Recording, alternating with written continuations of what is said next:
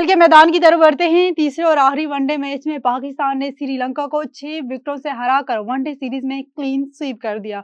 Rawalpindi cricket stadium में खेले गए मैच में पाकिस्तान ने श्रीलंका की जानिब से दिए गए 212 रन का हदफ 4 विकेटों के नुकसान पर 45वें ओवर में हासिल कर लिया। पाकिस्तान की जानिब से मोहम्मद रिजवान 61 और हुसैन तलत 42 रन बनाकर नाकाबिले शिकस्त रहे। फहर जमान ने 55, बाबर आजम ने 34 रन स्कोर किए, जबकि सलमान आगा 6 और हसीबुल्लाह खान बगैर खाता खोले ही पवेलियन लौट गए। श्रीलंकन टीम के बैटिंग कोच जोलीन वुड ने कहा है कि मायूसी हुई है कि बार बार हमारी टीम एक ही तरह की गलती कर रही है।